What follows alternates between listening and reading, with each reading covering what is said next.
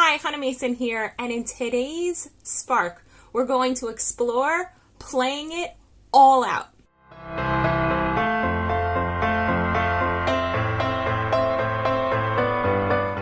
So, I don't know how many of you know that my original background, what I studied in university, was actually theater. I studied theatrical directing, and within that, I also had to study acting. And the thing I loved directing the most was comedies, which is kind of ironic because comedies are the hardest thing to produce, which seems counterintuitive because you would think that being dramatic would be so hard because there are these big dramatic roles. But people actually struggle so much more in playing comedic roles. And the reason that is that usually comedic characters are acting in ways that normal society thinks is kind of insane. And it's that kind of insanity that makes them so captivatingly funny and interesting and quirky. And we enjoy the ridiculousness of them. And the only way that we're able to really enjoy how quirky and ridiculous they are is if they fully believe that what they're doing makes perfect sense. So that within the logic of the character, the actor has to be thinking, wow, okay, this next thing that I'm going to do makes perfect sense. And they don't just have to play it. They have to play it all out. And the way that people sometimes fail in playing comedic roles, and you see this a lot with children, is that they'll laugh at themselves. So as they're doing something silly, they start to giggle, or they kind of hold back because they feel kind of stupid. And what's fascinating is in that giggling or in that holding back, the actor actually ends up looking totally ridiculous. They're not funny, they're not engaging, and we as an audience totally shut down. We just think they look stupid. And we're not able to connect with the humor that the playwright originally intended. And I've always understood that in a deep, deep way when it comes to theater. But something I've always sought to do is to look at the world and extrapolate deep lessons from it. Literally, every time I look at a flower, every time I look at an animal, I'm always thinking, what lesson can I learn that applies to my life that this animal is exemplifying? Believe it or not, this is how my brain works. But in this aspect of theater, I never really thought, oh, how does this apply to life in general? Until, as I mentioned to some of you recently, I ran into an old friend who wasn't playing it all out. And because she wasn't playing it all out, she was not a compelling character. And that sounds like mean and critical to say, but it's true. And I'm sure you've encountered all the time that when someone's kind of talking like this and they're kind of small and their eyes are kind of averting, just like I'm not looking at you right now, and they're like, da, da, da, this, and that they're just like not interesting. And yet, when I'm looking at you in the camera and I'm going full out, and even if I act totally crazy and ridiculous, it's actually interesting. Even though you're laughing at me probably right now, and I might go, ooh, ooh, ooh, or and doing stupid things makes me so funny, which is why today I had the amazing opportunity to watch a magician who teaches online. I watched him together with my son, Ari Lev. Ari Lev suddenly gotten really into magic tricks. Next time you see him, totally ask him to do a card trick for you. He's getting really good.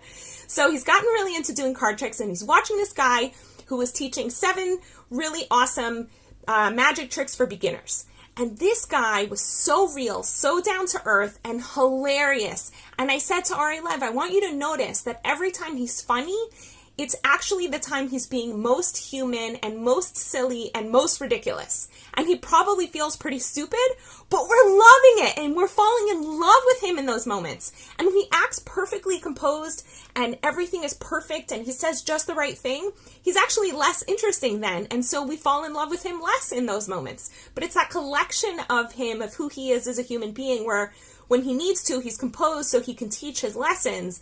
But then at other times, he's just ridiculous and silly, which allow us to fall in love with him and actually want to watch his lessons. It's that combination that makes him such a phenomenal educator.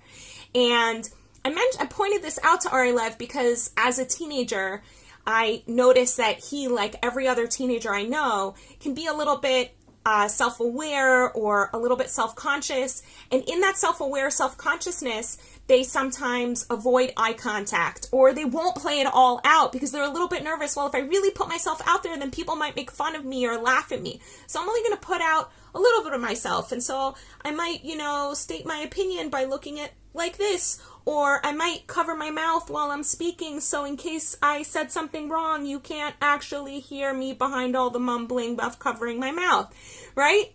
There's all these different ways that we're self-effacing. But in life, when we play it all out, it's just so awesome. So first thing I want to say is I want to bless you. Go all out. Live big. Don't hold back. And the other thing I want to say is that I want to practice what I preach. So, as most of you know, I've recently published the book, Hold That Thought, and I've gotten feedback from people that they would love to see me teaching some of the content in Hold That Thought in a workshop method and not just in short videos.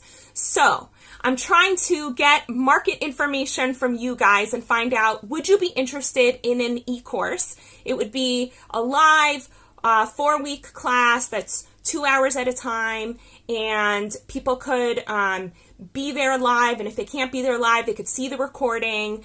And I'm thinking of charging maybe like about $100 for the entire course, so that it's really affordable. People can get my content and also become a part of a mastermind group of people supporting each other with this stuff.